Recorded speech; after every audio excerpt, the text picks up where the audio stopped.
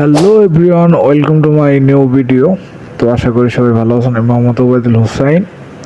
তো আজকে আপনাদের এক্সপ্লোর করে দেখাবো মালয়েশিয়ার একটি অন্যতম জায়গা। এটি বেসিক্যালি কোয়ান্তানে অবস্থিত।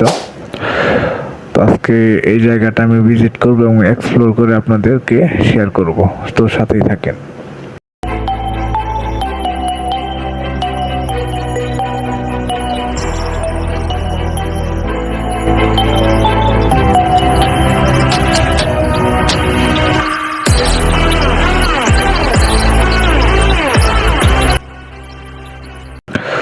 তো আমি এসে পড়লাম আমার কাঙ্ক্ষিত লোকেশনে, বিচের পারে। তো অলরেডি আপনারা গেস করতে পারছেন, সাগরের শব্দ শোনা যাচ্ছে। তো আজকের ওয়েদারটা অসাম ছিল, আকাশ একটু মেঘলা ছিল, তারপরেও ওয়েদারটা অনেক ভালো ছিল।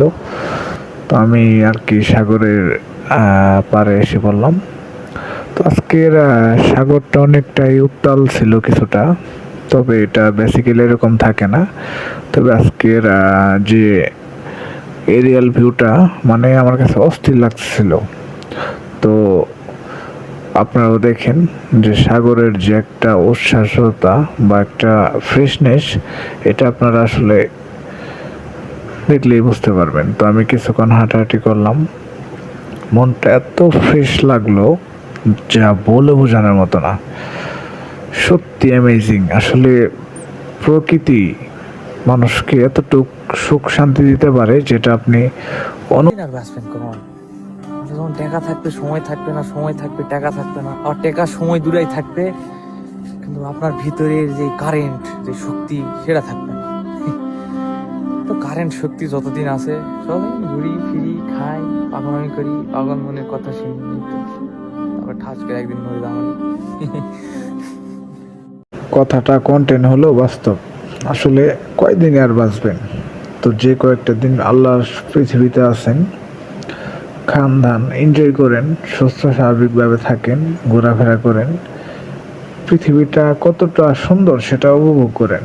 যদি আপনি বন্দি অবস্থায় রাখেন নিজেকে, কখনোই বুঝতে পারবেন না। তো দেখতে থাকেন এরিয়াল ভিউটা।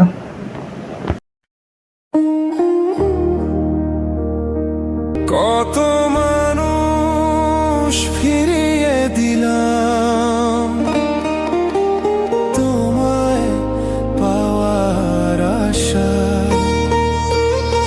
আর তুমি কি নাম।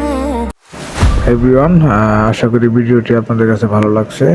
তো পরবর্তীতে নেক্সট ডেস্টিনেশন কোথায় থাকবে সেটা আপনাদেরকে জানিয়ে দেব। আর আমার ফেসবুক পেজ এবং ইউটিউব চ্যানেল, এটি সবাই ফলো করে পাশেই থাকবেন, যাতে করে আমি নিত্য নতুন ভিডিওগুলো মেক করতে পারি। ধন্যবাদ।